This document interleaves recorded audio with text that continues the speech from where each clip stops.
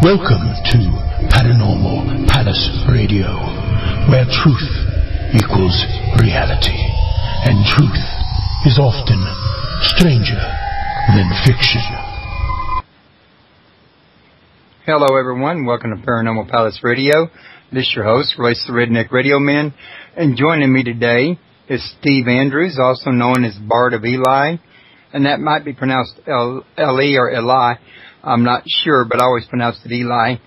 At any rate, he's got a new book out called Herbs of the Northern Shaman, and that might be pronounced Shaman. I've had other people pronounce it Shaman, so I'm not sure of that one either. And we're going to be talking about that quite in depth today as much as we can. Before we get started, however, I want you to know that his URL, if you want to go learn more about him, is www.moon-books.net/books. That's / herbs -of -the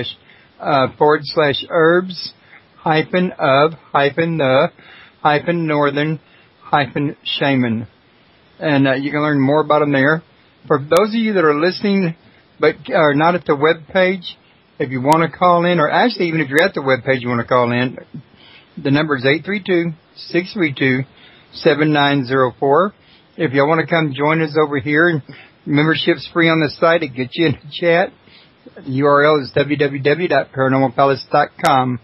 Well, Steve, how are you doing today? I'm doing fine, thanks, Royce, and thank you for having me on your show, and hello to everybody that's listening. Well, I definitely want to thank you for coming on to the show and for getting a hold of me and asking me if you could come talk about your book. And, you know, I think we've known each other, at least through the Blog Talk Network, messaging system or network for a year and a half at least, if not more. And you've recommended a guest to me before that turned out rather well. So I'm really kind of looking forward to this show with you. Did I get the pronunciation right for Eli and Shaman? Shaman, right, yes, but Eli, no, Eli it is. Eli. Okay. Eli, yeah. Now, I might have to work on that to remember it. And I always say, there's an old Bob Dylan lyric which goes, there was a wicked messenger from Eli, he did come. And that always comes to mind when people say, the Bard of Eli. Ah, okay. Well, I didn't mean that. I'd never heard of that one before. I'm not the wicked messenger, though. No, that was my job. No. But, at any rate, your book sounds very interesting, and as I understand correctly, this is a revised edition, isn't it? Yes, that's right, Royce. What actually happened was it went out, first of all, on Loom Panics Unlimited. I don't know if you know that book company. I mean, they had a pack up, but they had all sorts of fringe publications on there, and that came out. The first edition was in 2000, and it was in black and white. That first edition of Herbs Northern Shaman. What happened is to say that that company packed up, and so that was the end of that. But O-Books took it on again, and I'd become friends with a lady called Katrina Rinsberg who lives in Germany, and I think we met up on MySpace or Facebook, somewhere like that, and we were talking about my book and stuff that she's into, photography and herbs and all sorts of stuff, and we just hit on this idea to get together and do a new version of the book. And she's very into photography, like I say, and so she said she'd do all the color photos for it, and it would give me a chance to maybe put some new notes into the book, maybe some new plants as well, and do a whole new work. So I thought, yeah, that's a great idea. So we went for that, and then it took her, I think it was over a year to get all the photos. And what she was doing, she was actually going to botanical gardens in Germany to get photos of the plants and make sure she had definite specimens of the species I was talking about. So she got all these new color photos, and I got a deal with O-Books, who were going to publish it, and it came out in the autumn of 2010. Okay. So that's how the book came about. Well, I'm thinking, as much as you seem to know about herbs and mushrooms up in your area, you could survive out in the wilderness if you had to, couldn't you? Oh, that's true as well. I know a lot about foraging. I mean, most of the plants in this book are not, sort of plants you forage for edible purposes. They're all, the subtitle for the book is a guide to the mind-altering plants in the Northern Hemisphere. And what I went with there was if the plants have stimulant properties or sedative properties or any form of sort of narcotic, intoxicating properties, then they went in the book. And so there's obviously like this hallucinatory plants and, it's just anything which alters the mind, I thought would be a good candidate for my book. But on the subject of foraging, I've written quite a bit about that, and I think it's very important that basically all over the planet we have a free supply of food. And in days gone by, people used to do a lot more of this. We've got edible plants growing in every continent of the world, every country of the world. And a lot of these foods just go to waste because people just leave them there, or they even call them weeds, And some of them are really cosmopolitan. We've got things like the dandelion, which grows all around the world, and lots of other plants. And so, the dandelion is edible? That's right. The dandelion is an excellent food to eat. You can eat the whole plant. You can eat the leaves and the flowers and the stems and the roots. And you can roast the roots and grind them up and make an alternative coffee without any caffeine in it. So it's actually good for you. And that's a free food that just grows, as I say, all over the world. Everybody knows the dandelion. So there's a tremendous amount of plants out there which, could be utilized as food. Wow. I would have never realized that, but, and I'm an ex-Marine myself. Well, they say once you're a Marine, you're never an ex, but you know what I mean. Yeah. But at any rate, how does the dandelion taste? It's a little bit bitter. I'm going to have to admit that it is bitter. And the thing is that people get sort of used to the type of food we get, in this society we live in. And a lot of people have a sweet taste. And so we got, all these people who like sugar in their foods. And then the alternative to that, which is worse, you get like the artificial sweeteners like aspartame and stuff. But people expect like a sweet taste, and they've got used to it.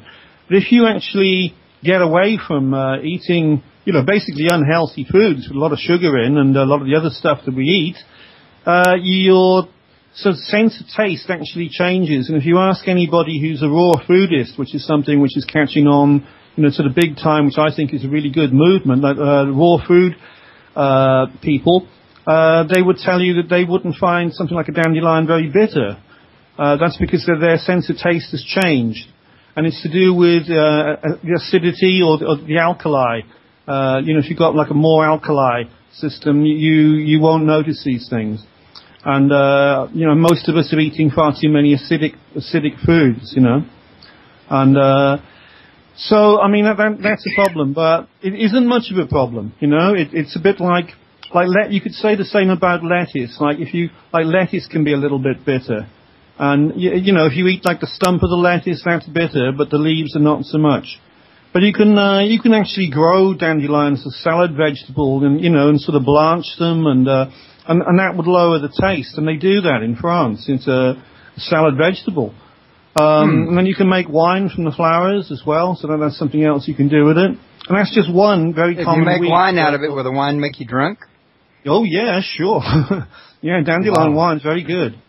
But you could also flavor it, like say adding honey to it or something. Of course, yeah. So you could actually make wine out of it and then flavor the wine, and you could probably end up with something that tastes good, get you drunk, and not cost you a dime. You could do that. That's right. Yeah. Wow, I would have never known that. Can't most people almost, like you say, it grows everywhere in the world.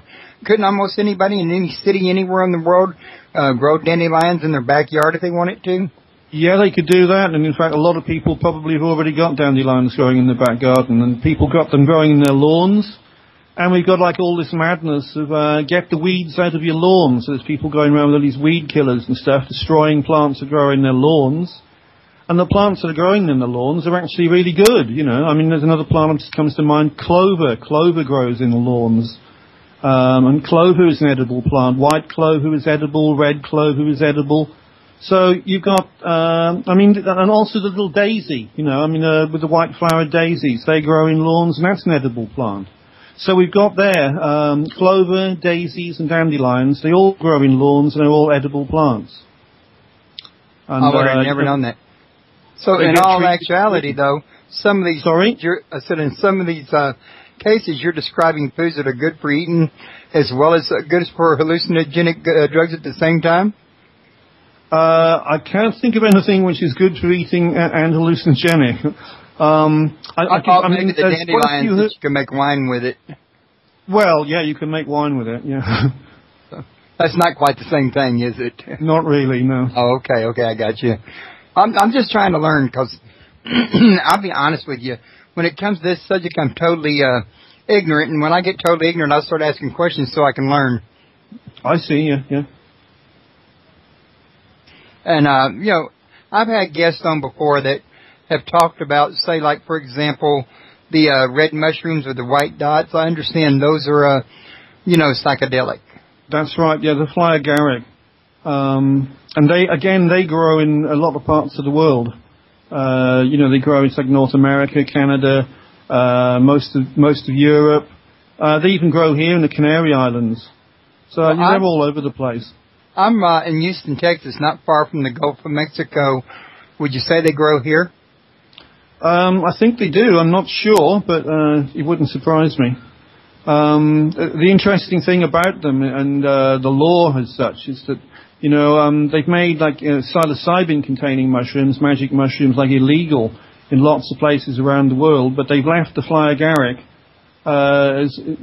it's legal. So you've got various companies on the internet and stuff that sell psychoactive herbs of various types.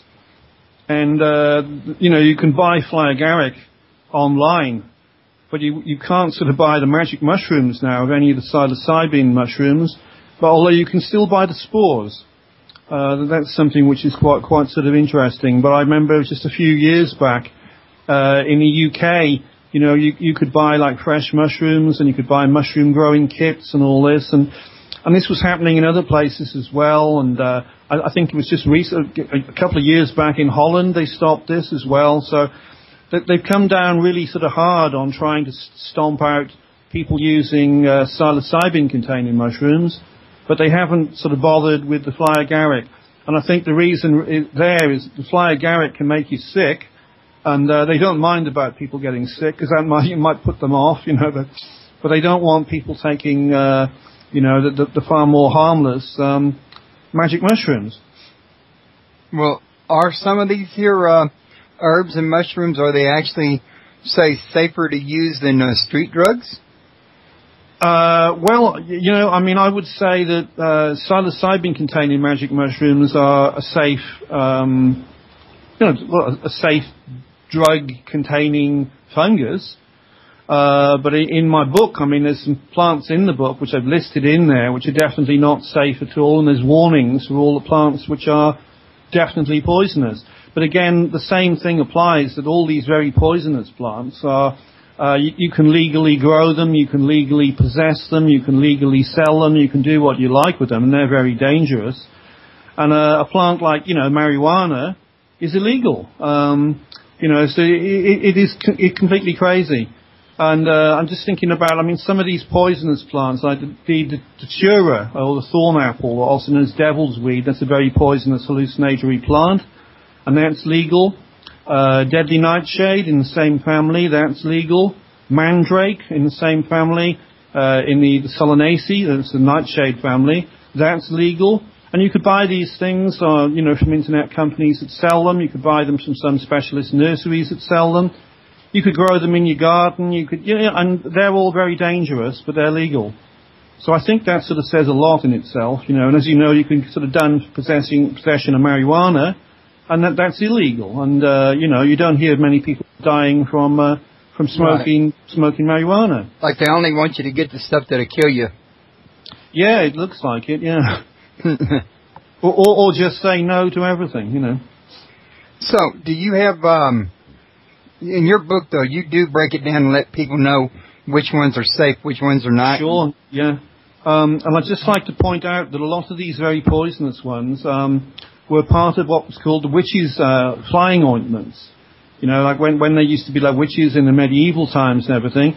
they used to make what they would call a flying ointment, and they would rub this into their skin. And most recipes for flying ointments had various very poisonous hallucinatory plants. Deadly nightshade was one, the other ones I just mentioned. Thornapple was another. Mandrake was one. Even hemlock, which is a really very, very poisonous plant, that was included in the flying ointments.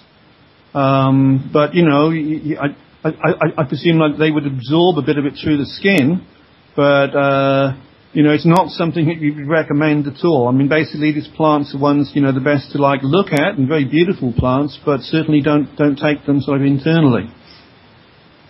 Okay. That means whether you smoke them or drink them or drink a solution made from them or eat them, don't take them internally any kind of a way? Don't take them internally, you know.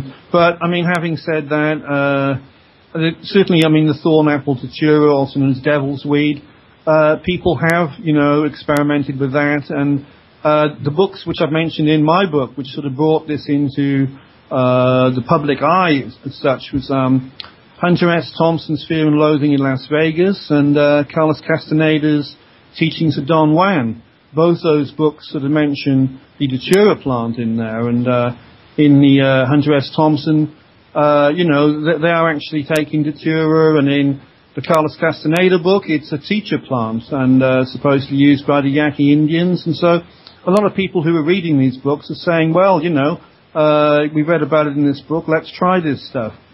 And sure, I mean, there are many tribal systems where they use this. I mean, the daturas and also the brugmansias, which are very closely related, are used by some tribal peoples as an initiation rite. So, say when a young man, you know, reaches 13 or whatever their age would be to be initiated as a man in the tribe, then they would take a brew of this stuff. And part of the whole idea is, like, can they survive this? You know, and if they survive it, okay, good, you're a man of the tribe. If you don't survive it, it was the will of the gods and you weren't going to make it. And if you go crazy, well, we look after you, and that was the will of the gods as well. But it, you know, it's certainly not recommended. It isn't something to be taken for fun. It's not, it isn't a recreational substance. And that is something which is very different between, if you like, what the Western cultures do and tribal peoples. Tribal peoples take these herbal substances for specific rituals and ceremonies, or for contacting, you know, spirits on the other side, or for healing or whatever, whereas people in the Western culture take things just to, you know, have a buzz, or, you know, find out what happens, or just, you know, I mean, it's a totally different way of looking at it. And the tribal people look at all the sacred plants as with a great deal of respect. They are sacred teacher plants, and they are sacred plants used for healing or for whatever the purpose. And they found these things out, you know, maybe like hundreds of thousands of years that their shamans or their wise people, you know, found out what the plants could be used for. And it's just a different way of looking at how to use plants. Of course, they had learned through trial and error. Some probably lost some people to trying the wrong plants. That's right. I'm sure they have. Yeah. Now, have you ever heard of any case of anyone, you know, smoking pot and then going on a shooting spree? Well, yeah. I think, you know, I mean, you can smoke pot, and I mean, you can get very strong pot. You know, I'm just thinking about it. There's all these like designer types of marijuana around now, skunk, you know, different types of skunk, and some of these are really, really powerful, so that they're going to sort of trip you out, basically. And I mean, there's a lot of fuss about that, and I think, but I mean, people in general do sort of go from being like a pot smoker to, you know, someone who would end up using shrooms or using other drugs. You know, I mean, that's the way it goes. I don't think, you know, that's actually something not true that's put out there, that, you know, they say like pot smoking leads to harder drugs. It does. But then there are some people who don't do that. There are people who just smoke pot and they stay with that, and that's fine, you know. But I think, like, in general, like, everybody is different, and it's everybody's choice as to what they do. I think that's important. You know, I mean, I've taken a lot of substances, a lot of drugs in my time. I've had problems with some drugs, and I learned to say no to them because I didn't get on with them, you know. And I think that's how it goes, you know. And I don't think that, you know, the society we live in, it just says, oh, this is illegal and you shouldn't do that and you shouldn't do this and say no to this, and the war on drugs obviously doesn't work, you know. Yeah, but I'd admit to that. Well, yeah.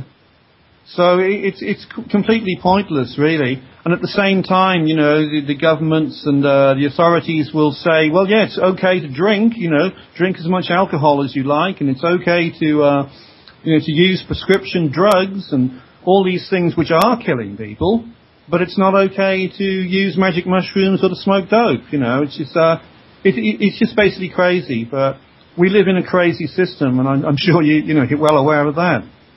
Yeah. My son works at a theater, and he gets to see some of it himself. Now, I think my wife might have come across a misunderstanding, but she says she heard of people making Kool-Aid with mushrooms. I don't think she means using mushroom or juices from mushroom to make the Kool-Aid, but I think she means probably mixing it with the Kool-Aid, I would think. But have you ever heard of that? I can't say I have, but I can't see, why it couldn't be done, you know. I guess it really just be a means of, flavoring it? Well, I don't know. I mean, if you put sort of magic mushrooms in it, then it's going to have, sort of psychoactive properties, you know. It's going to cause you to have some sort of a trip, you know. But I know, like, certainly like in Britain, people used to make mushroom tea. That was, the general way of taking magic mushrooms. And a lot of people wouldn't even bother with that. They just eat the mushrooms and that's it.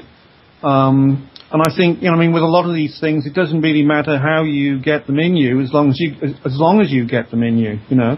So it doesn't really matter whether you make a tea and drink the mushrooms, or whether you put the mushrooms in some other drink, or whether you eat the mushrooms, or whether you put the mushrooms in an omelette and cook it up, as long as you get them in you, then they're going to work. And the same can be said about a lot of things. I mean, cannabis is the same. You can sort of cook with cannabis, and it's going to get you stoned, you know. So, that's just how it is. And are these as addictive as regular drugs? So what I'm getting from you here is that perhaps some herbs are addictive, but maybe not all herbs are addictive. Oh, sure, yeah. I'm sort of coming to very addictive, mind-altering herb is, of course, the opium poppy, from which heroin and codeine and morphine come. And all of those, drugs which are obtained from the opium poppy are all very addictive. And so you could say the opium poppy is addictive, and that's it. All the substances which are made from it are addictive, and they are some of the main drugs which people do get addicted to. So again, that's a mind-altering herb, the opium poppy, and again, that grows in many parts of the world. And that's been, that's been a drug plant as such, which has caused no end of problems for all the people that have become addicted to it, and all the people who've died from sort of drug addiction to heroin or morphine. And at the same time, these drugs have been used for healing purposes, because they cut out pain in people who are in chronic pain. And they've also inspired a load of people. If you go back, you look in literature, there were all the poets and the great authors who used opium as a means of getting inspired. You can talk about Samuel Taylor Coleridge's Rime of the Ancient Mariner, and great poems like that. He was an opium user, and a lot of the other great writers were opium users. I'm sorry. Go ahead. I didn't mean to interrupt you. Go ahead. So, that's something which is important about a lot of these plants, is that they are also a source of inspiration for writers, artists, and musicians. And if you think about just in the rock music world, a lot of people say, the music from the 60s was fantastic, and that particular era all the great rock bands that came out of that point in time, most of them were using various different sort of substances. They were smoking dope, taking acid, or whatever. So you could say that if you took away those drugs they were taking, they wouldn't have created the songs, they wouldn't have created the music. And, when that goes through to bands like the Beatles and the Rolling Stones and, all these other bands, Jefferson Airplane and the Grateful Dead and, you name it, all these great sort of rock bands and psychedelic bands were all using drug substances for part of their inspiration. So where you can say, okay, these substances are bad, at the same time you can say, well, no, they're not, because they actually inspired all these very artistic people. Okay, and that, makes a lot of sense. And there was something I was just thinking just a second ago about that. People getting inspired. Oh, I was going to say, not only do people use it for inspiration as far as poppy goes, but I've read recently that poppy's also used in some of your psychoactive drugs that psychiatrists prescribe for depression, bipolar, tons of different disorders out there. Zymbalta, Prozac, and some of those. I'm not sure about the poppy being used in drugs like that. The poppy to me is a main source of the drugs I've mentioned, which is morphine and codeine or codeine and heroin. And these are all like pain-killing drugs. And opium itself is a sedative. And it used to be in a substance called laudanum, which is like a type of syrup, and a cough syrup. And it has very strong analgesic, pain-killing properties. It's also sedative. But on the sort of drugs used in psychiatric practice, there's a lot of antidepressants, like as you say, like Prozac. But you've got like natural antidepressant, which is St. John's wort, which is it happens to be in my book. And St. John's wort, that's actually an interesting herb in itself. In that a few years back they banned it in Ireland, and I don't know what the situation is where you are right now, but in a lot of places you can buy St. John's wort in a health shop. You could go and you could buy St. John's wort capsules or St. John's wort tablets, and used to be you could do this in the UK. I think you can still do it in the UK, but you can't do it in Ireland because they've taken it off the market there. And so there's been quite a lot of fuss about that, about the St. John's wort herb. But it is, most famous for being used as an antidepressant. And that's spelled W-O-R-T. That's right, yes, St. John's wort or wart. And can that be grown in your backyard? Yes, again, that can be grown very easily. And there are many like wild types of St. John's wort which grow. Here in the Canary Islands where I am in Tenerife, there's a St. John's wort here, and it's a really big plant. It grows into like big bushes which are almost like the size of small trees. And again, it's been used in traditional sort of folk medicine over here in the Canary Islands for treating like nervous disorders and people with depression and stuff. And they're in the genus Hypericum. So most of the Hypericums have got these properties. And I know the one which is mainly used, as a herbal medicine for treating depression, an antidepressant, is the Hypericum perforatum, and that one grows in Europe and it grows in Britain, and I'm sure it grows in North America as well. And yeah, it'll grow in your garden easy enough. And I think there's a lot of these herbs you can actually buy the seeds from a nursery. Say if you wanted to grow St. John's wort, I'm sure if you looked it up online, you could easily buy some seeds of that. And a lot of the others, another herb I'm thinking of is like valerian, which is a sedative, tranquilizing herb. You can buy seeds of that, and most of these things are, easily available if you wanted to grow them yourself. And on that subject, when I was researching and actually writing the first edition of my book, I thought I'd actually get a collection of these plants. So I was ordering the seeds of a lot of them and growing them. And that was when I was living in Ely, in Cardiff, in Wales. And I had, specimens of a lot of these plants growing in pots. I had Syrian rue, which is supposed to be quite a difficult plant to grow. I had some of that growing, and I had deadly nightshade growing, and a lot of the different plants that I just bought the seeds like online and put them in pots and grew them. So it was really easy. Yeah, most of them are pretty easy to grow.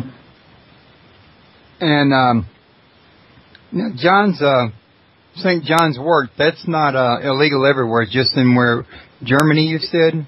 No, it's in Ireland. Ireland, I'm sorry. So I think it might be Southern Ireland. Either Southern, yeah, it's probably Southern Ireland. It's not illegal to possess it, and it's not illegal to grow it, but it's illegal to sell it. So there was a program called the Cook Report, which is a UK program, but basically it sort of examines various public issues, and the report was on herbal substances which were being made illegal. And the St. John's wort was one, and they were taking it off the shelves in the health shops in Ireland. Another one was Carver. That became illegal for some reason or other. And it's a sort of an ongoing changing system of, whereby they keep changing the laws about all these things. And you have to really keep up. I mean, if you want to be a law-abiding citizen, so to speak, you need to know the laws for where you live. And that's, I suppose, what it comes down to. If you want to be a law-abiding citizen, a lot of people, I suppose, don't really care, so they do what they're going to do anyway. But sure enough people that would be like that. Well, also, we're getting about halfway into the show here, so I wanted to make sure I mention once again that your website's www.moon-books.net/books/herbs -of-Northern-Shaman, and you can learn a lot more about him there. You could also probably Google herbs of the Northern Shaman. There's a link to his book on my website that'll take you right to Amazon. Oh, actually, I don't see the link. I thought I put it there. Maybe is your book available at Amazon? Yeah, it's on Amazon.com and Amazon.co.uk. It's also on Blackwell's and Waterstones, which are big book distributors. Okay. So in fact, if you just search herbs of the Northern Shaman, you'll find a lot of entries for it. Well, I usually have my guest books at the bottom of their description during the show, and the only reason I could think I may not have yours would be two reasons. One, as if it wasn't available there, which you say it is. The other reason being recently, my web host changed their PHP handlers to 5.3, and I had to upgrade my script to match, and when I did, my new script started stripping some of the HTML code, and it was stripping the iframes from the ads at Amazon, and that might be why I didn't get it on there, because I'm still working on my site. I see. Well, I think, for anybody listening who wants to find out more about me or to get hold of my book, if you just search for Bard of Ely, you'll find loads of entries about me, and if you search for Herbs of the Northern Shaman, again, you're going to find a lot of entries, and Amazon being one of the main sources of if you want to buy it. And I will be getting the link of it back up on my site again. I've just about got my site fixed up. Still got some minor work to do to finish it. Also, is there anything in this here book you want to tell us about that I may not think about because I'm not familiar with the subject? Well, one thing which I've mentioned throughout the book is the herbs which have been mentioned in the Bible. And there's quite a few mind-altering psychoactive herbs which appear also in the scriptures. One of which is the calamus or the sweet flag, and that was being used by Moses in Exodus, and there were descriptions of how so much the certain amount of calamus was being used to make a holy anointing oil. So we know that a lot of these plants were used in biblical times. We can't say for sure, we don't know exactly what they were using them for, but we do know that they were using them. And coming to somebody else who you probably heard of, Chris Everard.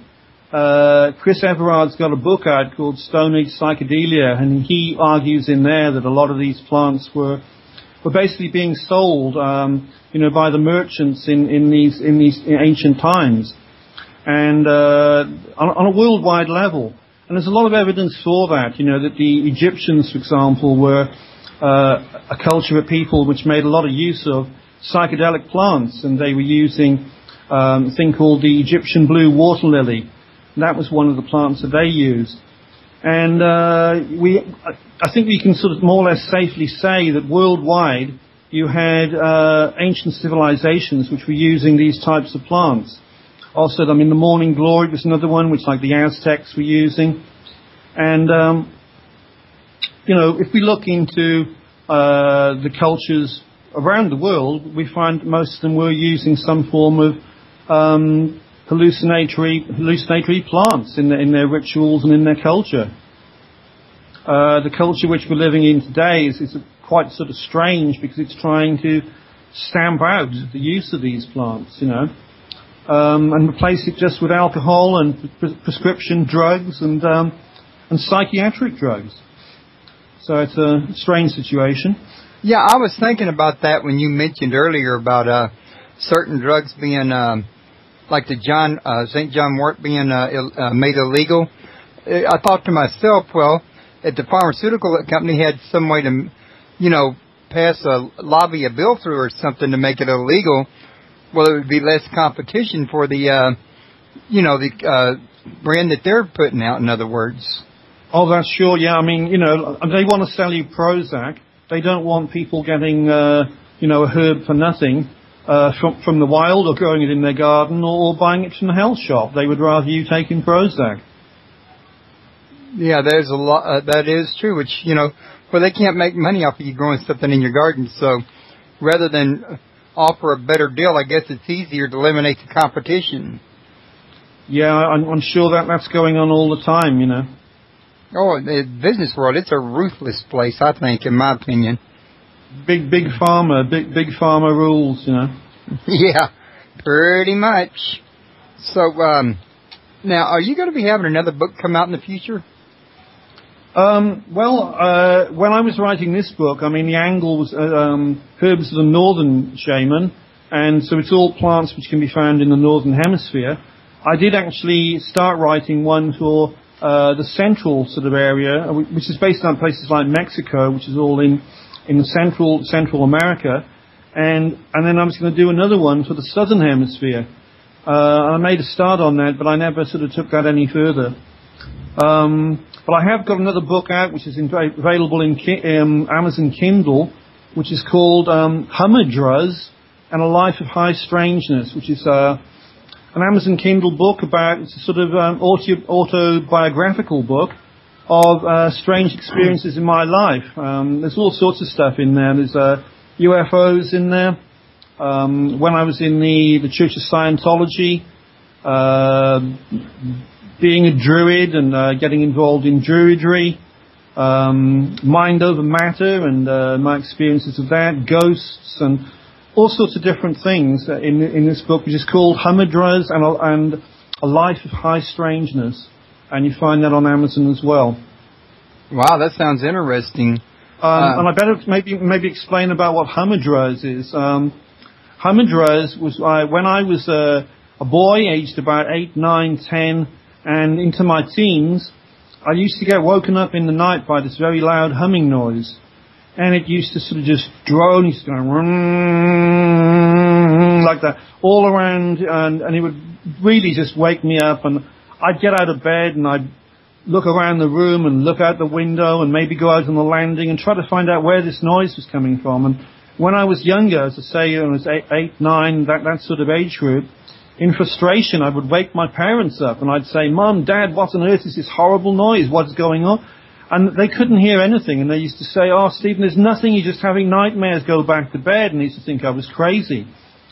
And anyway, this went on and on, into my teens. And finally, when I was 19, I was staying in a place in London. There was a friend of mine staying in the same place at the same time. And he woke up in the night at the same time I woke up, and I could hear the humming noise, and he said, "What is that?" And I said, "I don't know, Steve, but you're the first person that's ever heard it with me, and I'm really glad you did." And after that, I never heard it again. But I went on in life, and I started to meet various people. I got interested in UFOs and conspiracy theories and various things. And I came into contact with a lady called Jenny Randalls, who you may have heard of, who was famous for writing a lot of books on UFOs. And I was talking to Jenny about this, and she said what this is a thing called humidruz. And humidruz comes from hum and drone and buzz. So they run the three together to make humidruz. And what Jenny told me, she said it was believed to be like a psychic training exercise, and it's been known since Victorian times. And so that was a label for it, but it didn't really help me, it's still a mystery to me as to what it actually is.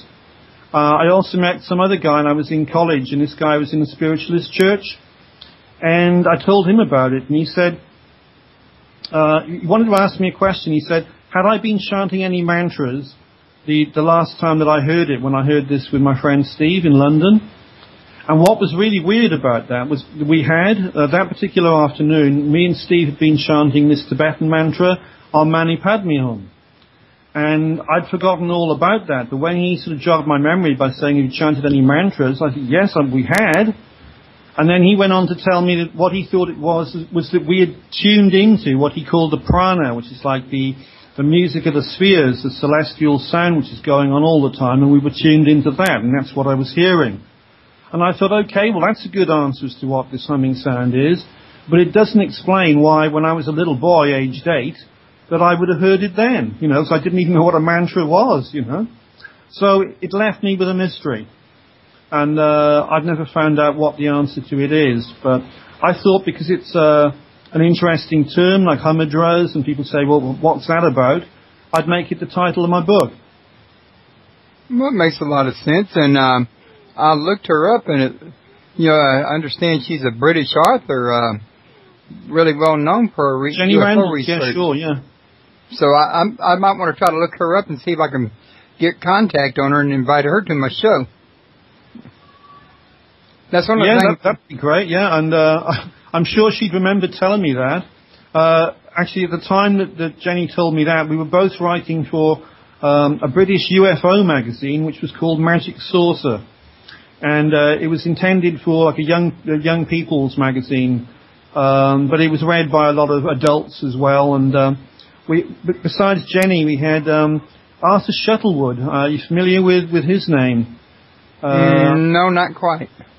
Okay, I mean, he died some years ago, but he was very well known at one point for being the man that lived in Warminster in Wiltshire in the UK. And Warminster used to be known as like a UFO town, and there used to be like sky watching going on there all the time, and craft being sighted, and landed craft, and people in touch with ETs, and all sorts of stuff going on there. And it went on for several years, and Arthur Shuttlewood had several books out. His first book was called The Warminster Mystery. And how he got involved in all this in the first place is he was the editor of the local paper there, which was called the Warminster Journal. And being the editor of the paper, he would get, to know all the local news that was coming in. And there was a time whereby there were all these UFO sightings happening, and also a lot of noises happening there. And so it became locally known as the Thing, and the people were reporting into the paper saying, well, what's going on? What are these lights we're seeing in the sky? What is all this noise going on? And the place is right by an army base. So that became part of the whole idea, was that these were secret tests being done by the army. And other people were saying, no, it's nothing to do with the army. It's actual extraterrestrial or interdimensional craft coming here. And it became, if you like, a big scene for quite a long time, that people were going to Warminster to see if they could spot any UFOs, or to find out what was going on. And like I said, he used to hold sky watches there on the hills. And Arthur Shuttlewood was also writing for this publication called Magic Saucer, which is where Jenny Randalls is writing for that as well, and how I know her. Okay. Well, have you got any, is there anything else you'd like us to cover during the last quarter of the show? Yeah, coming back to my book was a subject I know that you would be interested in, and certainly your listeners would be interested in, would be the subject of Atlantis. And I bring that in because I was friends with the late Professor Mauricio Núñez dos Santos. And I don't know if you know his name, but he has... Actually, I do. He died some years ago, but he has a massive website devoted to Atlantis.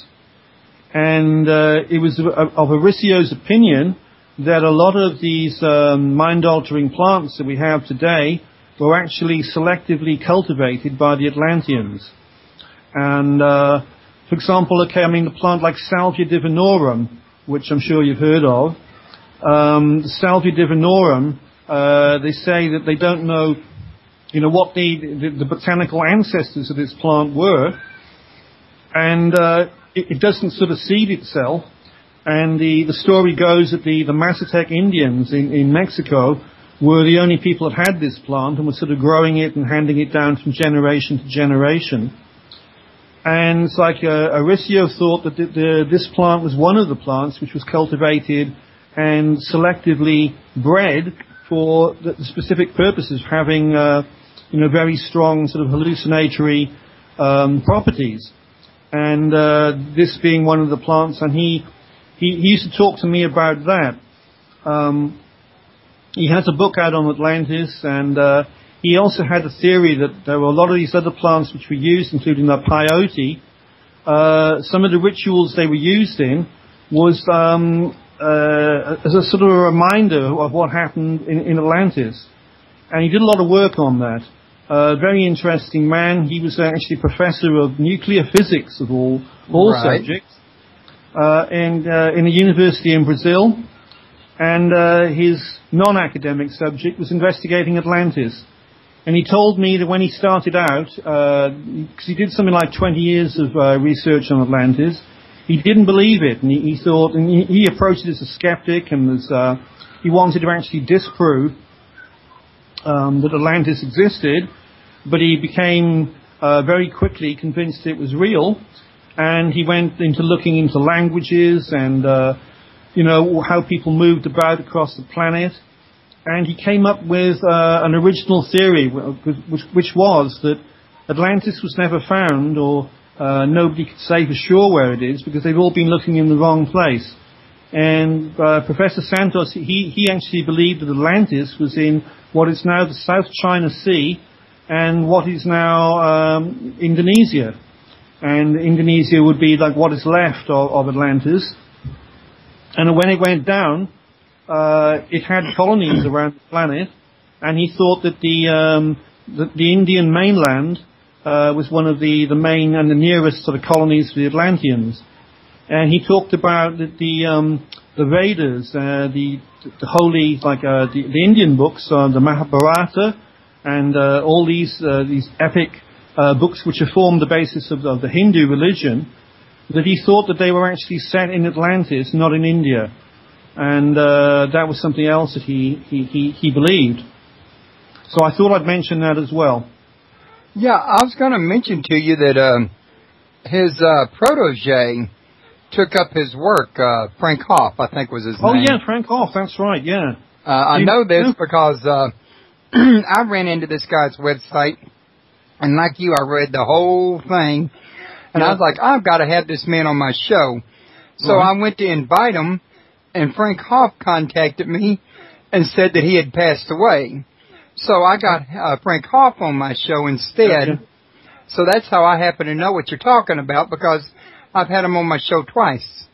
Fantastic. But it's a great site. It's very in-depth, and I got to tell you right now, it's going to probably take you at least 3 or 4 days to go through all the pages. Yeah, it's a massive site, isn't it? Yeah, it is very massive. He's done a lot of research, and he's got good reason to believe what he believes. And I think it's fantastic that Frank took up the ball for him. I really do. But have you got any last-minute thoughts to share with us? No. That's okay. I think I've covered most things I was thinking about.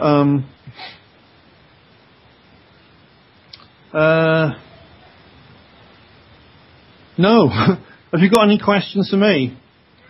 Well, oh yes, there's one in the chat room, my wife wants to know if you had any experiences yourself while taking mind-altering drugs. I almost forgot to ask you that. Oh, well, yes. I've had a lot. And I confess I haven't taken all of the plants in the book, and I certainly wouldn't take a lot of these poisonous ones in the book, which I've warned against, but I have taken morning glory seeds, which are in the book. I've smoked cannabis. I've taken the calamus root. I've taken what else is in there? I've taken magic mushrooms loads of times. So yeah, I mean, I've had quite a lot of experience with some of these mind-altering herbs and also the fungi. I've even taken one of the herbs I warned against, which is the thorn apple or devil's weed, and but I can't remember anything about it apart from I felt very ill afterwards, and I wouldn't take it again. So, you know, I speak, you know, from experience on that one, and I've seen other people on it, and it is a very dangerous plant. And I put a note in my book to say, as I mentioned earlier, that because of the Hunter S. Thompson book, Fear and Loathing in Las Vegas, and the Carlos Castaneda Teachings of Don Juan, a lot of people sort of found out about it in there and think, well, you know, we'll try it, you know.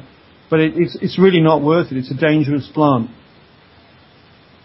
But as for magic mushrooms, I've had some amazing experiences on them. And I mean, I'm a songwriter, and I think some of my lyrics and stuff have been definitely influenced by having taken mushrooms. And I think, you know, for anybody who has taken any of these hallucinatory plants, it gives you like an instant, total different look on the world. You know, you're not in the world that you're normally in. You're in some other strange place. You know, even if the colours are brighter, or you know, the standard thing about the walls are moving, or everything seems alive, or there's patterns all over everything, and you realise as soon as you've done that this is there all the time, but you didn't know anything about it. And you know, there are many ideas about, you know, whether these other worlds, you know, what are they? Are they dimensions? Are they different planes? Are they, you know, are they like the astral plane, or what are they? And where are these things going on? And you know, from the point of view of like a shaman, shamans get in touch with like spirits in these other realities, and it's a huge area, you know, for study and for thinking about, you know, as I'm sure you know that, you know, I mean, even David Icke wrote a book. David Icke went to South America and took ayahuasca, and then wrote a book, Tales from the Time Loop, about his experiences of what happened when he was on that particular herbal substance. And honestly, I didn't read any of his books. I have watched some of his videos, however, and I am familiar with his work. Just not just a different way. Right, did you know he took ayahuasca? No, I didn't know that, and that's the first time I've heard the term ayahuasca. Right. Well, and actually, I mean, some people have tried to say that was why he came up with all this reptilian stuff. That isn't true, because David had already written and been talking about his reptilian theory before he took ayahuasca. But he, as I say, he did write an entire book, which is Tales from the Time Loop, after he'd taken that.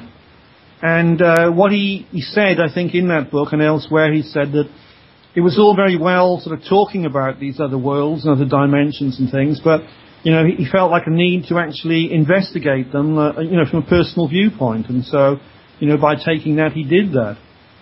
And it sort of backs up what I'm trying to say is that, the people who are like tribal shamans, they use these herbal substances for specific purposes, and they've been taught to do this, and they pass this down to the generations, and they believe that they are contacting ancestors or, different spirit beings, and these worlds are very real to them.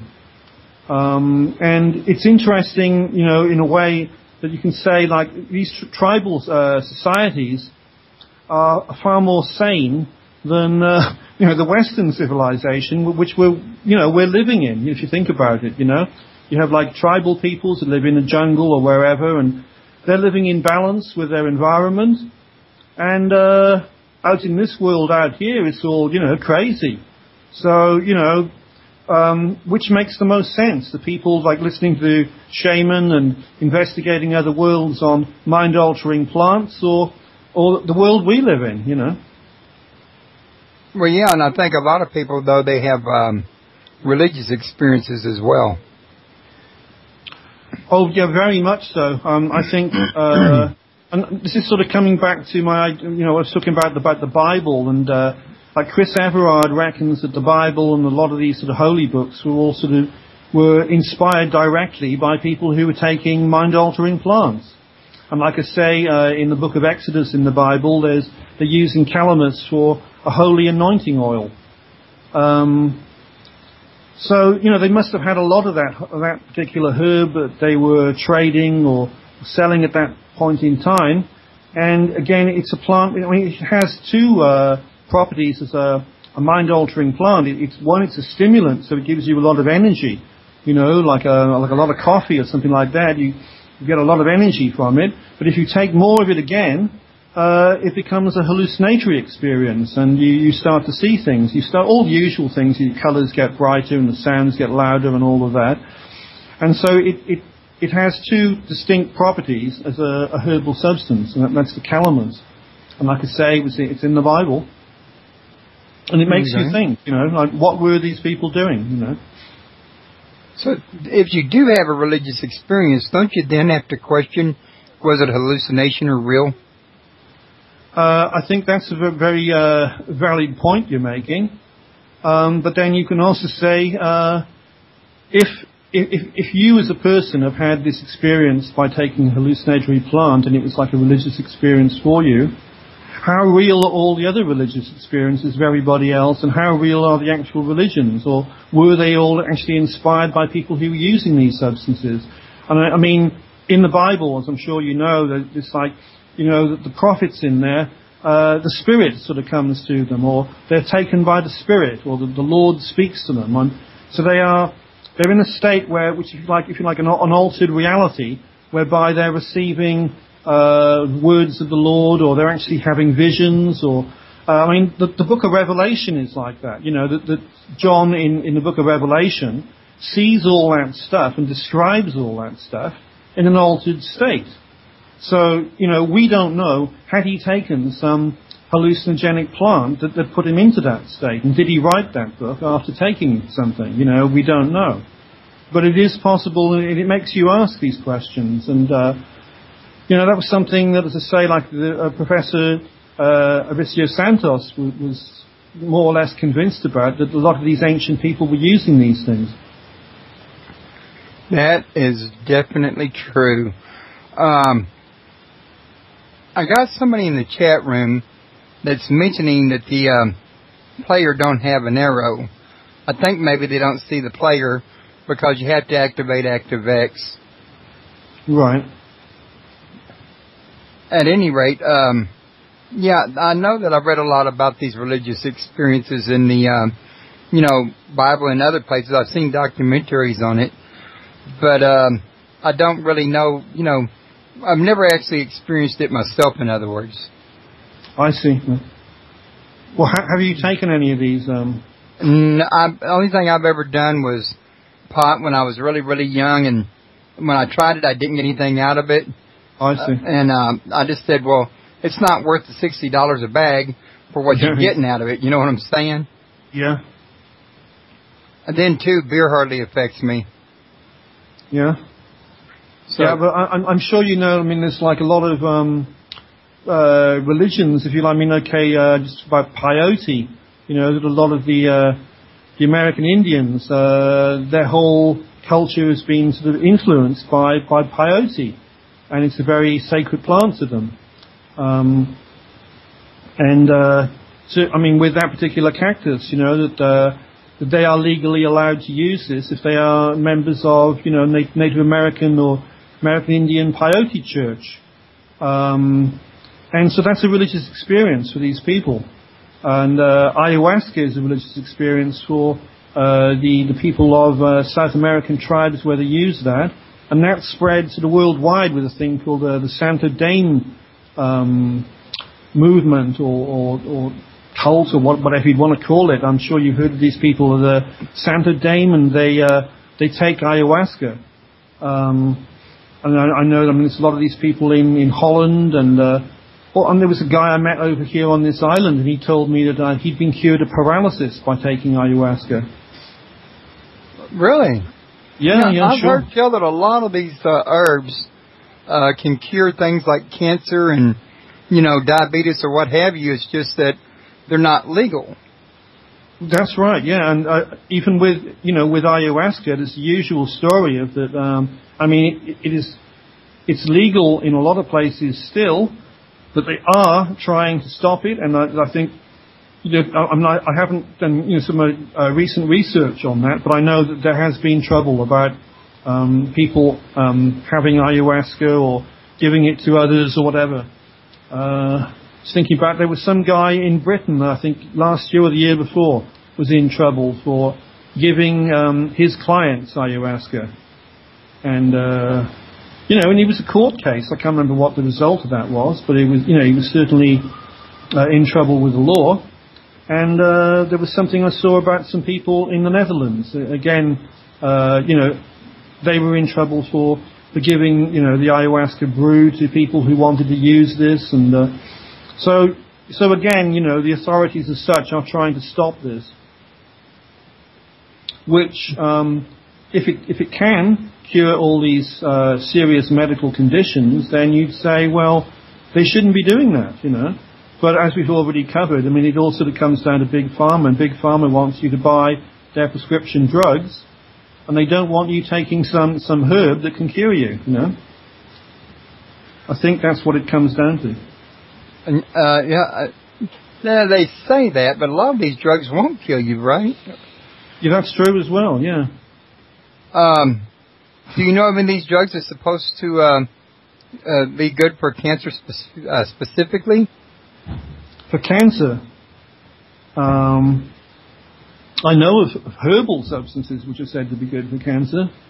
I'm just thinking of the Essiac. Are you familiar with the Essiac formula?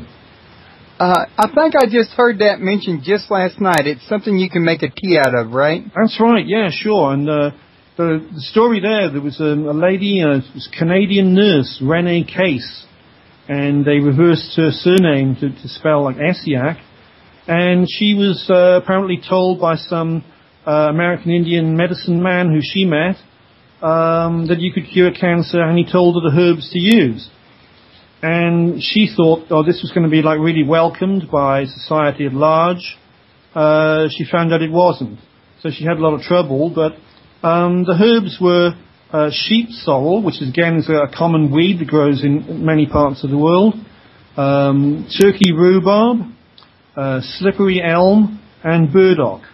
So they're all like readily available herbs, and she had the recipe for how much of each one of these you put together, and then you brew a tea out of it, and you give it to people with cancer, and according to the story, a lot of people got better, and also she was only allowed to treat the people who were declared like terminally ill anyway, and that the medical profession had given up on, I think, was how it went. But then, I mean, that's sort of moved on, into, there's a lot of, if you look online, you're going to find a lot of different places selling Essiac, and, different ones saying, this is the authentic, this is the original Essiac formula, and, but like I say, the herbs are sheep sorrel, turkey rhubarb, slippery elm, and burdock. And the most important of those is sheep sorrel. And it's a common weed that grows in fields. So it was actually a blend of herbs. A blend of herbs, that's right, yeah, and it's taken as a tea. Now, if you just make the tea with just the one herb, it might give you some benefit, but not a lot? Yeah, I think it was, I can't say for sure, but, I think the idea is you have to take the actual blend of herbs. And there's 4 specific things, I think. Certainly, okay, the burdock. The burdock is for sort of purifying the blood system. It works on the circulatory system. It's known as a purifying herb, so that's why that would be in there. The slippery elm you probably know, and it's a very sort of soothing substance, and that's in there. And turkey rhubarb, I'm not sure why that's in there, but sheep sorrel, it's got oxalic acid in it. And there's a lot of herbs have got, and also some vegetable plants like spinach and beetroot. I got oxalic acid or oxalates in them, and these are actually not good for people with arthritis or gout. It makes it worse.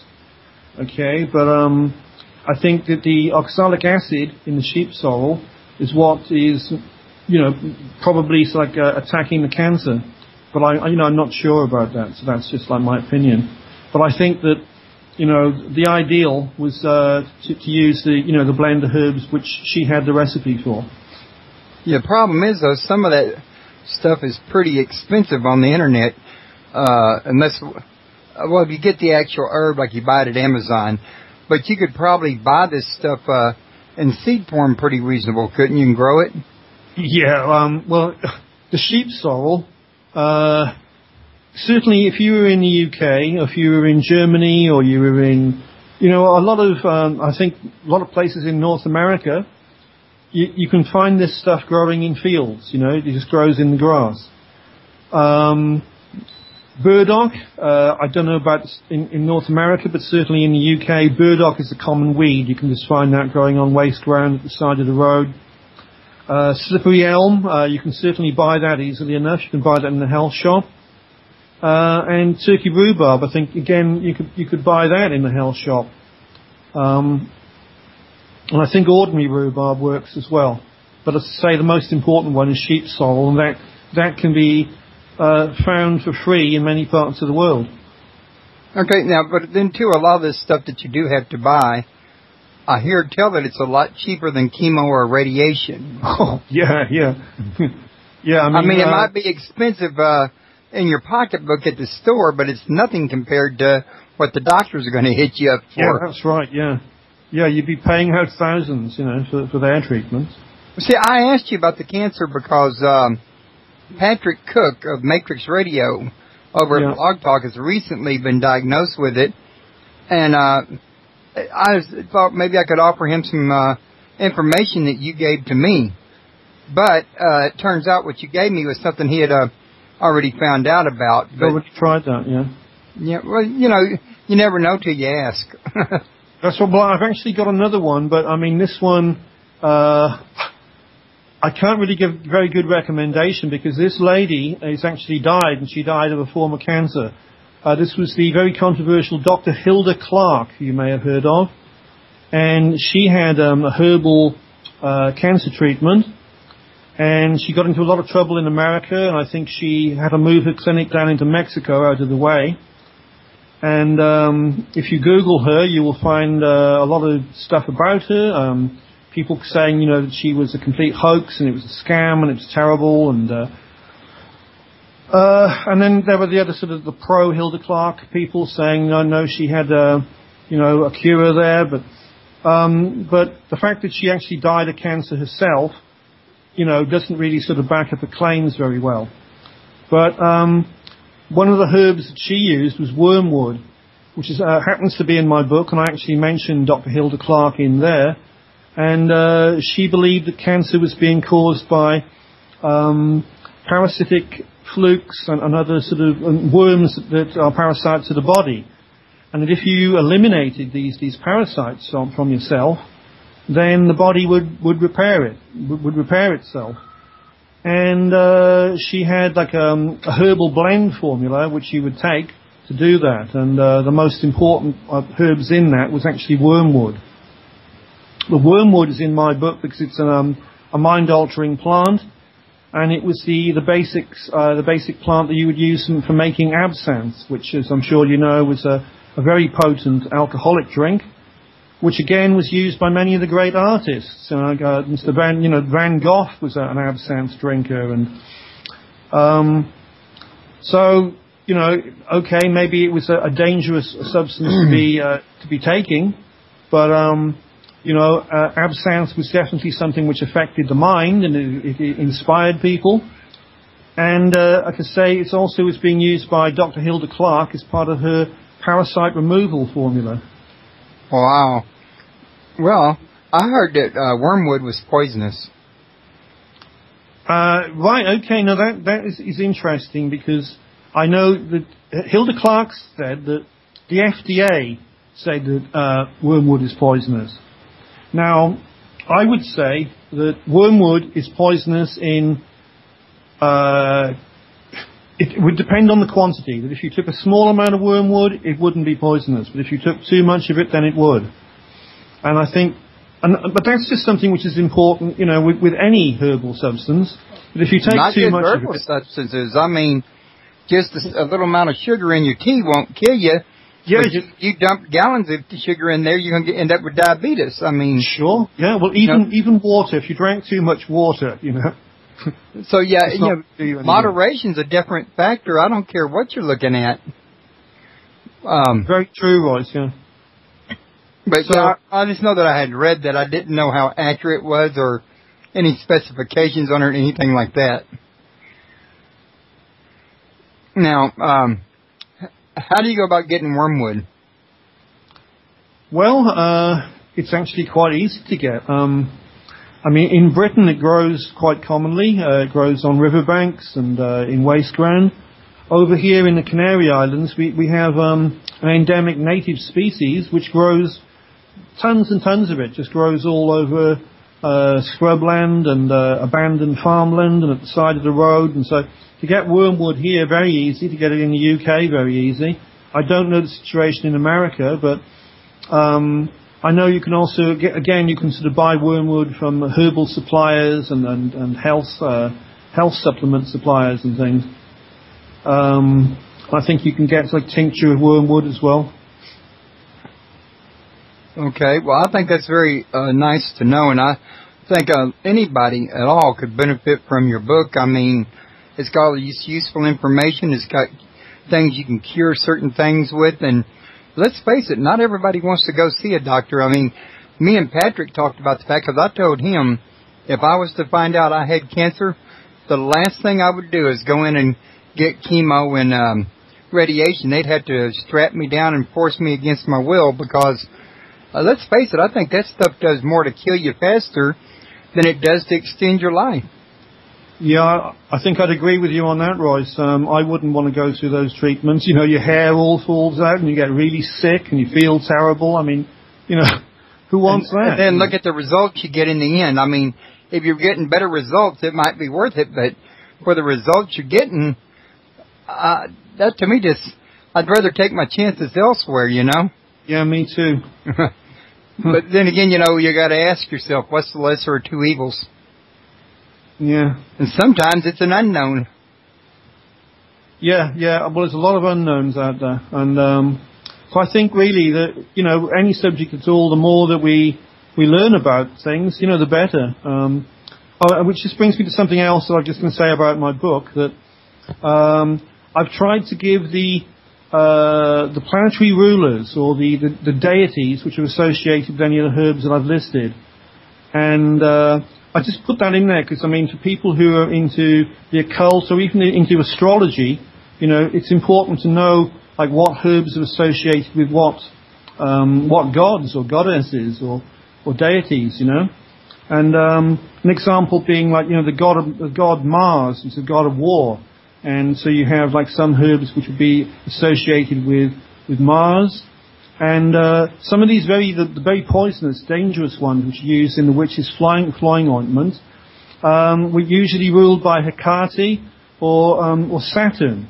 So it's like Nicholas Culpeper was the famous herbalist, ancient herbalist, who actually came up with all this stuff. That he looked at different herbs and decided according to the characteristics as to what god or goddess actually ruled them. And you can see, how he did that. It's like, so for example, let's say that the god Mars was the god of war, and so a herb which had like spikes on it, or very very red. It's the god of war, of blood, of passion. And so if you found like a plant with a red berry or red sap to it, or it had spines on it, or it could sting you or something, then he'd say, oh, this is definitely ruled by the god Mars. And so that's an interesting subject in itself, about like astrological rulers of the different herbs. And so I put that in there as well. I tried to find out what gods and goddesses were associated with any of the plants I've described. Right. And they describe quite a lot. Actually, if you go back and look at some of the other, like the Rig Vedas and some of those. Oh, the Rig Vedas, yeah. And other, neighboring people's scriptures, more researchers have told me that they've learned more about mushrooms and psychedelic drugs and God knows what, not just from the Bible, but the Koran and, just various scriptures from around the world, and they just study all of them. Yeah, there's what was called Soma, that we don't know what Soma was exactly, but I mean Soma is in the Vedas, and Soma was believed to be some sort of herbal potion that you took, which had, which transported you into other realms. And some people have said they thought like the fly agaric was Soma, and there's been various candidates for what Soma was. And also coming back to Professor Santos, I know he talked about the devil's weed, the datura that I was on about, and that was associated with Lord Shiva. Okay, yeah, I've heard of Shiva, but I didn't know what all was, associated with him. I know some about him, but not a lot. Okay, well, I mean, he's the part of the Hindu trilogy of gods. He's the destroyer, the god of death, the one that completes the cycle. And there are people who are like Shiva followers, Shivites, and these guys, they smoke a lot of cannabis, and they also smoke datura. And they have, a bit like Rastas, they have dreadlocks. And you've probably seen these people. They live in India. They're followers of the god Shiva. They have dreadlocks, and they smoke ganja, and they smoke datura. That's part of their religion. In the same way that the Rastas, they smoke ganja, and that's part of their religion. My wife says she has taken Soma, and it helps with pain a lot. That's the drug Soma, yeah. That's the drug. That's a different kind of Soma, then. Yeah, that's the one you can buy, from Big Pharma, and get from the chemist and from your doctor. And, yeah, that's a totally different Soma. Yeah, I think what you're probably referring to is Soma is a Sanskrit for Hayoma, and I'm probably pronouncing it wrong. Proto-Indo-Iranian.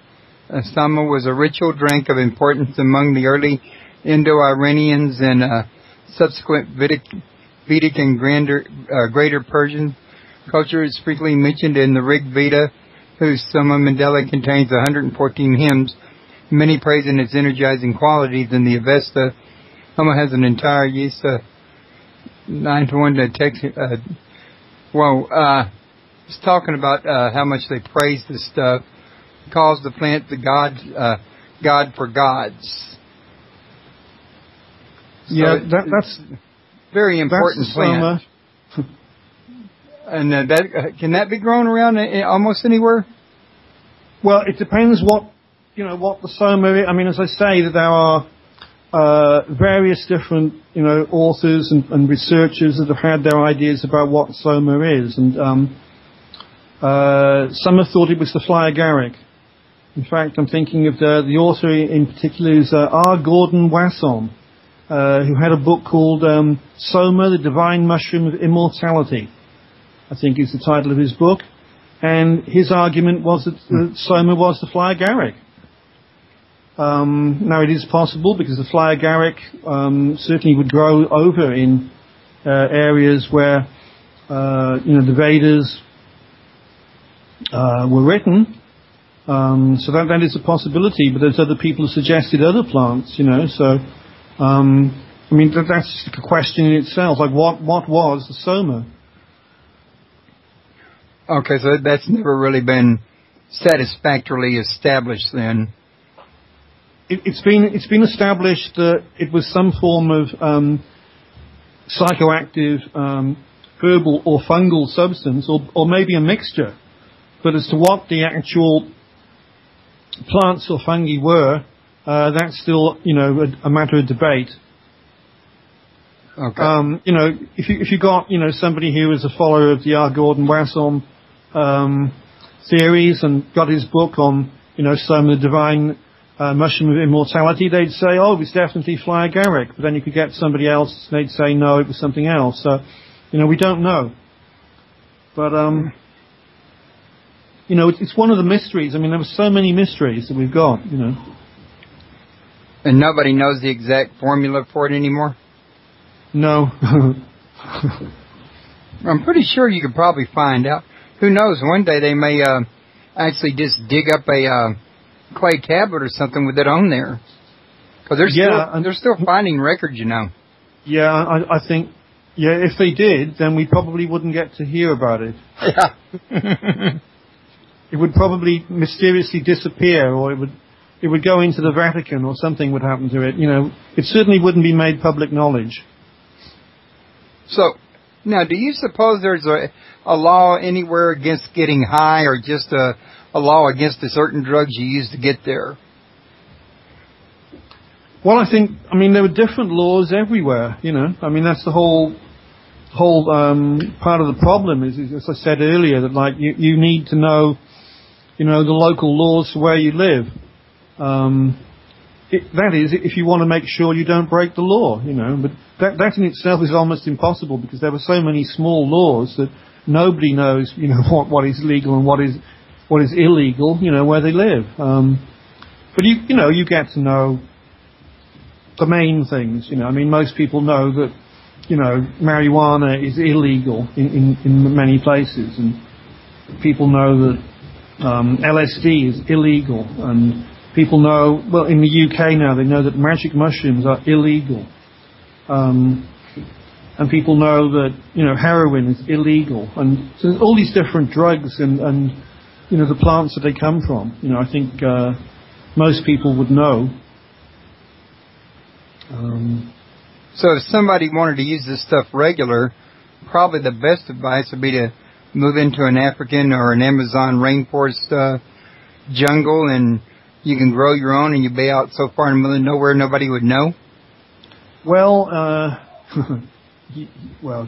ayahuasca, for example, that grows in the jungle.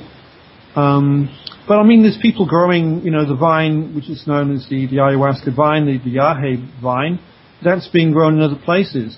Because it is not illegal in most places to grow that as a plant, but I think it's maybe illegal to do anything with it. It's so complicated, all this stuff. It's almost impossible to know what the latest rules and regulations in the different places are. And it was crazy with the magic mushrooms. It was at one point it was legal to have fresh magic mushrooms, but it wasn't legal to process them. And you could actually have this as in a court. It would be debated on whether the mushrooms had been processed at all. Had they been dried naturally by nature, by the wind and the sun, or had somebody artificially sort of heated them to dry them? And then it became that they were illegal completely. It's illegal to have them fresh. It's illegal to possess them. It's illegal to process them. It's illegal to do anything with them at all. But they still have left it, the spores of the psilocybin mushrooms are all actually legal. So, like I said, they keep changing rules, and very hard for anyone, general member of the public to know what the latest on all this stuff is. And I don't know. I write a book on these subjects, but I couldn't tell you what the latest on laws on psilocybin are in a lot of places. I can tell you what they are in the UK. I can tell you what they are in, I think, in a lot of states in America. That I'm sure you'd agree that the magic mushroom, the psilocybin-containing mushroom, is illegal. Well, I'm pretty sure it probably is. Yeah, in the UK, it's classed as a class one drug. It's regarded as bad as heroin or LSD, and you can go to jail, for possessing this. And at the same time, it grows commonly, in fields and on hillsides and mountainsides, and that is something else which is insane about all this. And how can you say that something which grows commonly, in a field, is illegal? One might ask, have they caused God to break the law? Yeah, God was creating all these illegal things. God was a major criminal because he made all these terrible things. And, well, it was terrible to them anyway. Yeah. Yeah, it's all pretty mad, really. I think it is, and even here in America, at one point, it was legal to smoke marijuana back when it was still known as hemp, and it was used in dressmaking, sail making, ropes. People smoked it. I mean, they did all kinds of things with it, but for financial reasons, they made it illegal. Well, actually, I can come in on that one, that there's actually two types of cannabis we're talking about there. There's the one which is classified as hemp, and that's that you can grow that for the fiber content, and they have like fields of hemp, and they have this, I think, in the UK now, and you have them in America, and that's legal. But the other type, which is like the marijuana type of cannabis, is illegal because it's got too much and the substance is called THC. And if it's got a lot of THC in it, then they say it's illegal because it's a drug plant. And if it's got very low levels of THC, then it's okay. And that's what that's about.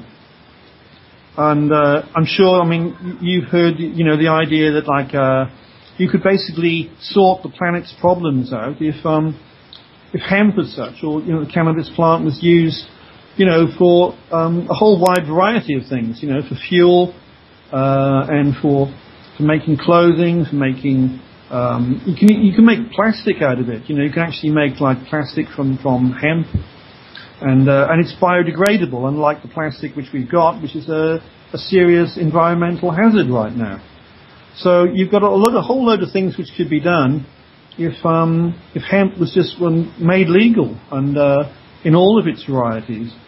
Although, having said that, the skunk varieties, which have been designed, which are basically designer drug plants, they are very strong, mind-altering herbal substances. And so that comes back to your question about should there be laws about stopping people getting high? And my answer to if they've been making laws for a long time, about trying to stop people getting high or to get intoxicated, and the laws don't work. It's like the whole idea of the war on drugs. It obviously doesn't work. And going back in the past, when they had like the prohibition against alcohol, that didn't work either. People still brewed alcohol. And now if you like, the authorities want people to have alcohol, but they don't want them to have all these other things. They don't want them to have marijuana. They don't want them to have magic mushrooms. But, how you can stop people doing these things, I don't know. And I don't think anybody knows. And as far as I can see, all past civilizations we've ever had have used things which alter the mind. That either as intoxicants or as recreational drugs, if you like, and also for sort of ceremonial purposes and for healing purposes and indeed also for artistic purposes, for inspiration, for painting, for writing. And these things, they go sort of hand in hand with human civilization, human culture. That people have always found, ways of getting high or changing their reality. Well, yeah, and even if they don't use marijuana, they'll put grass in the yard out there and try to get high on it if they have to. Yeah.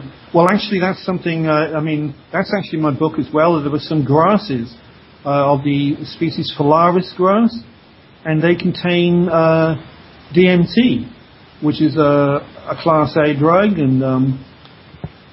And again, these grasses, they grow all over the place, very common, the Phalaris, various species of Phalaris. And it contains DMT, and if you process the DMT out of it, you've got an illegal drug. But how you would control that, it cannot be, you couldn't control it. You can't say, this grass is illegal. And there are various trees which contain DMT as well. I mean, the acacia trees which grow in Australia, they contain DMT and other, what are called tryptamines. The amount of plants which actually contain DMT or the other tryptamines is just fantastic. And as you know, one of the tryptamines is a substance called bufotenine, and that's actually in skins of some types of toad.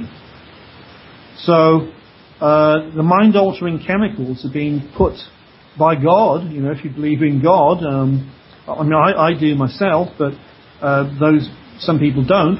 But however, all of this world has been created, it has been created so that we have mind-altering substances distributed throughout the entire world, and in many different plants and many different trees, and even in amphibians, like a toad. I would imagine us people over here in America, we probably have so much stuff around us that we don't even know we have, that we'd probably be in hog heaven if we knew. Yeah. Yeah, well, there's so many things that people don't know, which just comes back to, what we started talking about earlier about just foraging for edible food, that, there's this idea that goes about that there's like a food shortage and, or there's going to be a food shortage and, there is actually a lot of food about, but people don't know that it is food, or even if they do know, they won't eat it. Say, I'm not going to eat that, it's weed, that is, can't eat that. But you can, and this is where, like the raw food movement is, I think, is a very beneficial movement of people, because it is teaching people you can eat a lot of, commonly found wild plants, and people are getting very interested in foraging, and I'm sure you know that. And it's like, if you just have a look on YouTube, you're going to find a lot of videos on there of people who are into foraging, and there are many books on foraging. There's a book that I particularly, a favourite of mine is Richard Mabey's Food for Free, which came out probably something in the order about 20 years ago. And that was mainly on British plants that you could eat. But, there are all over the world, there are plants that people can go out and collect for nothing, and they're good for you. And so it is actually not true that there's a food shortage in many of the parts of the world. It's just simply isn't true. There's plants there. A processed food shortage, maybe. Yeah. Yeah, a shortage of rubbish, and but even simple things like like berries. There's so many wild berries you can collect which are edible, and even in Arctic areas. I saw some program on like Siberia, okay, and the people who were living in these villages in remote areas of Siberia were collecting bilberries. This was one of the only plant sources that they had there to eat. These people were living on fish, which they caught through the ice. They were living on caribou meat, and they were living on these berries. And in the season where the berries are forming, they collect them in baskets. They sweep through the actual the shrub, and then they dry them off, and they keep them for the winter months when there's nothing growing there. That's sort of showing how far even into like really frozen, very cold areas, there's still like edible plants growing there. And most, like we call it a temperate area, like North America or Britain, or a whole wide variety of plants which grow, and also, you know, common fruit, things like blackberries and all sorts of nuts, you know, walnuts and hazelnuts and almonds and all these different things that you can go out and collect. And then there's edible fungi as well. You know, there's a whole load of wild mushrooms you can collect in most parts of the world. But on that particular subject, you really do need to know what you're doing, because there are some very poisonous mushrooms. You know, they're not hallucinatory, but just poisonous, and they kill you. So you need to know, you know, which ones definitely not to pick. I recently read that there's some mold that's actually good for you too. Mold? Yeah, sure, yeah. Not all of it, but some of it. You just got to do like you do with the mushrooms. You got to study. Yeah, it's a massive subject. But the one thing, you know, the comment I would make is that the tribal people throughout the world learned what plants they could use in their area. So you could go to any tribe anywhere on the planet, Africa or South America or Asia, or go to Australia and ask the Aboriginal people there, and those people would tell you what plants they could eat there, what roots they could dig up and they could eat there, what fruits they could eat there, what ones they could take would like transport them into other worlds and were like, you know, used for shamanic purposes, what ones they could use to make clothes out of, what ones they could even maybe use to poison the water for doing fishing. I'm sure you've heard of that. You can put some tribes that they put like vegetable poisons in the water that stuns the fish, and they can just pick the fish out. So that these people all around the world have found out, you know, what plants they could use, how to use them, and for their specific area. You know, they maybe wouldn't know, you could take them somewhere else and they wouldn't have a clue, because that's not where they're from. But it's just pretty amazing that is how it is, you know, it came about, that all the people in all the different areas of the world learned, you know, what they could use came from the environment they lived in. And they also the same thing holds true for animals. Yeah, that's right, yeah. Yeah, they also know what animals, you know what animals... I mean, animals even know which ones are good, which ones are bad, and all of that, because they live out in nature. They're eating off of nature, and they've already got it all down pat. That's right, and I mean, to a fantastic degree. You know, I mean, I'm very interested in butterflies myself, and over here I've been doing what I can to help the monarch butterflies, and I grow milkweed, and I like to see, you know, if I can get them to pupate and they turn into butterflies, and that's good. But just on that butterfly itself, it's really interesting that the caterpillar of the monarch butterfly will only eat milkweed, and it won't eat anything else. You could, like some people think, oh, caterpillars, they eat leaves, but this isn't true. There's so many different butterflies and so many different moths which only eat specific food plants. And you say, well, how do they know? You know, and I don't know, but they certainly do. You know, seems to be instinctual. Yeah, yeah. So tell me, Steve, what would you guess would be the main draw for people to take these sort of herbs and stuff and have these experiences? I mean, is there something in the experience you're trying to, or a person is trying to get out of it, you think, or something? Well, I think, I mean, the answer there is like fireworks and stuff. The answer to that is many different purposes. I mean, some herbal plants, which are included in my book, are plants you would take if you had you know, problems sleeping. You know, they're sedatives. You know, like valerian is one of these, and the opium poppy is one of these. These are plants which send you to sleep.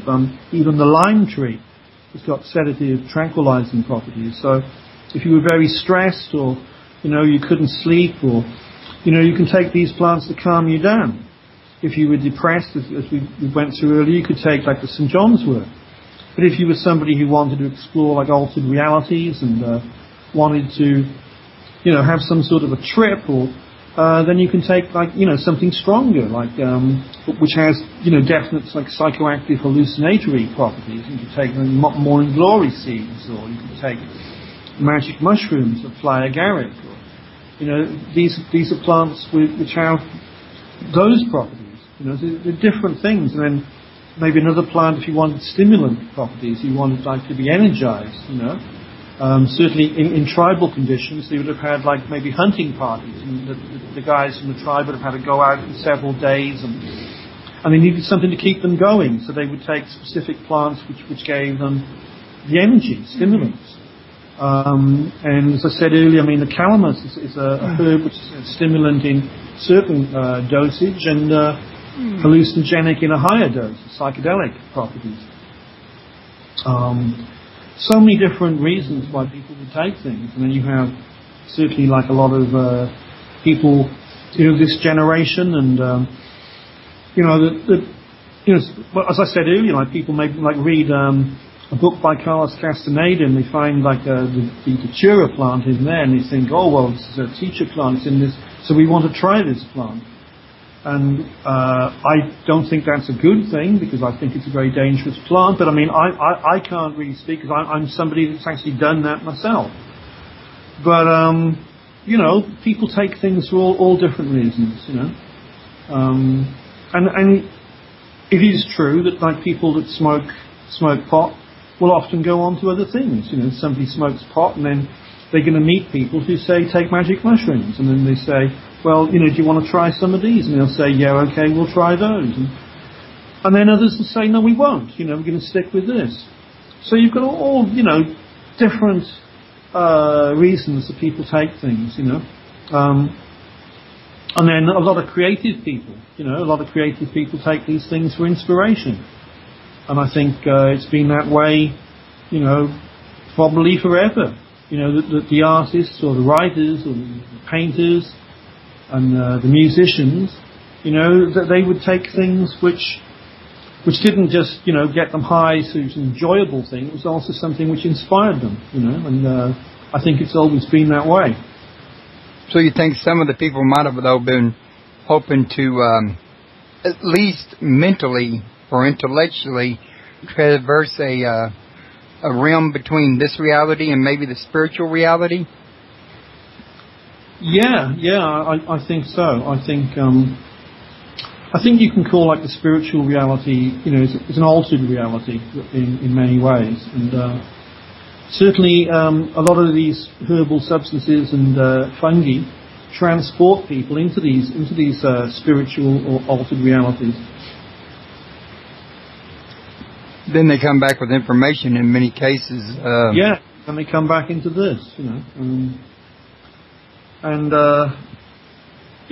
some of them would paint a painting, there's a lot of, as I said, Van Gogh, who was hailed as a genius, after he died. Van Gogh, he used to drink absinthe a lot.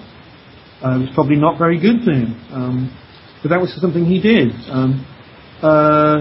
As I mentioned earlier, Samuel Taylor Coleridge, the guy that wrote The Rime of the Ancient Mariner, he was an opium addict.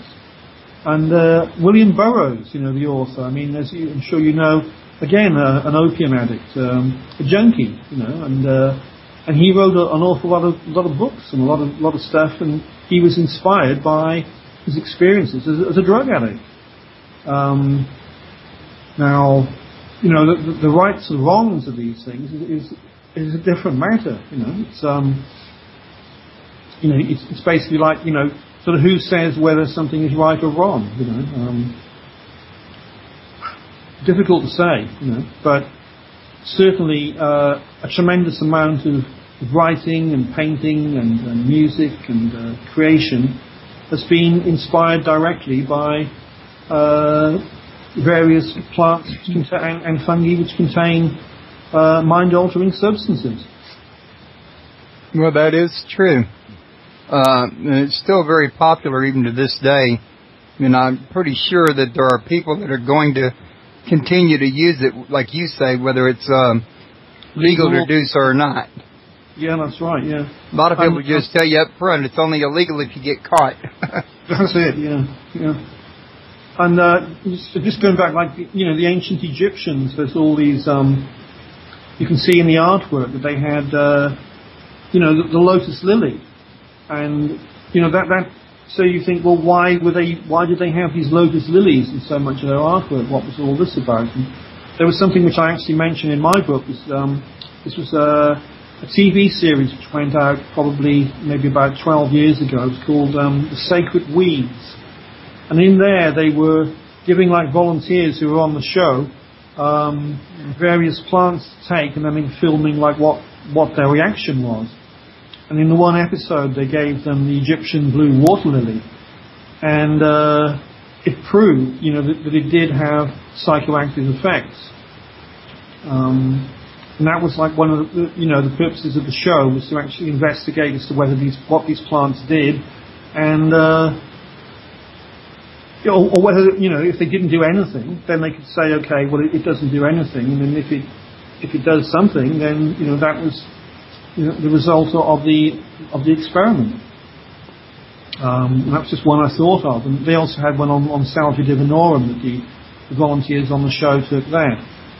But it was pretty much a controlled sort of experiment. They didn't take that much.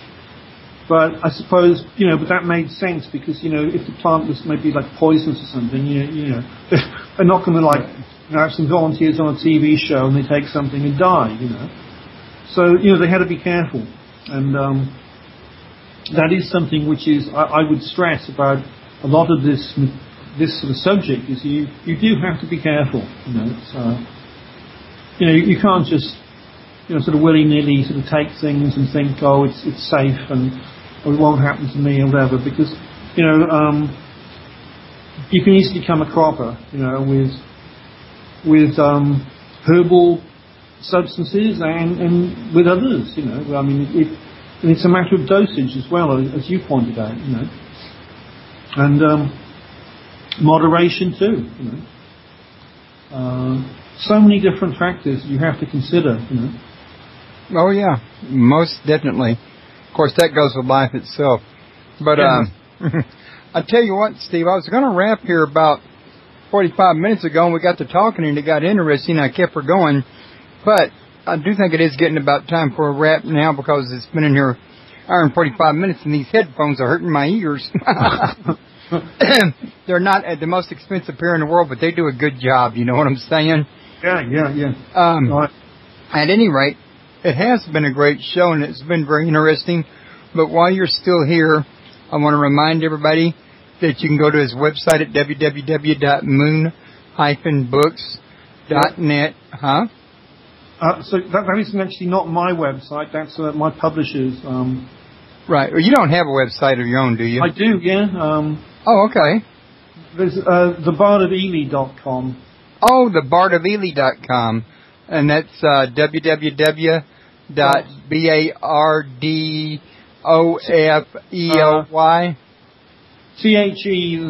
The Bard of Ely. Okay, the Bard of Ely. Thebardofely.com. Gotcha. I'm glad you told me that, because now I can try to get it on here when I add it to the archives. But if you just search for Bard of Ely, because I've got, I do a lot of articles for hub pages, and I've just been writing for a site called Wisley, and also I'm a musician, so I've got a lot of my songs available online. And just if you search Bard of Ely, you probably find too much information about me. Okay. I'm doing a Google on that right now as we speak. You're on hub pages, you're on Facebook, you're on MySpace. Yeah, you're right. You'll find quite a lot on you. Wikipedia even as well. There's an entry in Wikipedia. and it's a bit complicated because my real name is Steve Andrews. But I've got this name, Bard of Ely, which I use really as my stage name, and I got that because Big Issue magazine, which is sold in the UK for homeless people, I used to have a column in that, and they called me the Bard of Ely because they knew me as a musician and a singer-songwriter. So that's how I got that name. And recently I've been called the Green Bard as well. So you can take your pick, but I think the Wikipedia entry is for Steve Andrews, a.k.a. Bard of Ely. And I've got your link to your webpage right here, and I'm fixing to put it in the chat room. I see you got freelance writing, music, guided walks in the Tenerife, working with schools, guest speaking, recommendations, gallery, video, links, contact, everything a person needs to learn about you. Yeah, that's right, yeah. Yeah, I'm actually doing, been doing some of that recently. I've been giving talks here at the English Library.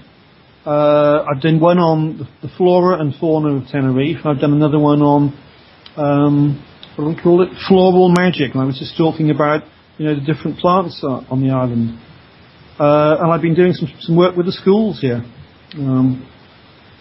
So yeah, it's all true, all that information. I'm involved in a lot of different things. Right. And that's www.thebardofely.com, THEBARD OFELY.com. And you can learn a lot more about him through there. You can also Google his name. And you can also find his book at Amazon. And you might even find it at Barnes & Noble and who knows where else. We just know it's at Amazon because he knows it's there. Feel free to look around for it. And don't forget to invite your friends to my show and let them know that the membership at the site's free. And, to get them into the chat room, it's just there for security purposes because there's so many spam bots on the Internet that I don't want you guys being harassed by advertisements. And, make sure everybody knows that if they don't see the player up there at the top of the page, they probably don't have their plug-in activated. And I will be working on getting a plug-in for Mac as soon as I can because I don't even know what to tell the people who have Mac computers. I'm not familiar with Mac. But I basically want everybody to know to recommend the show and to, tell people you can always email me at redneckradioman@comcast.net. And if you got any problems with the site, ask me about them in the email and I'll, do my best to set you up or to, find a fix for it or a new add-on for my site or something like that.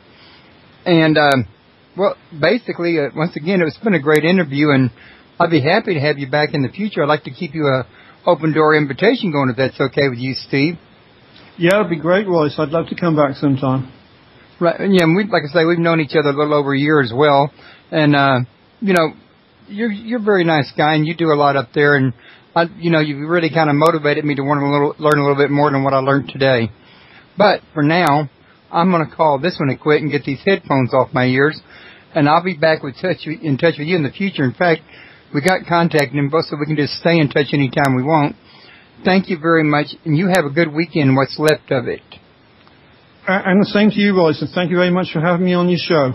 Well, thank you for coming, Steve. It's been a pleasure.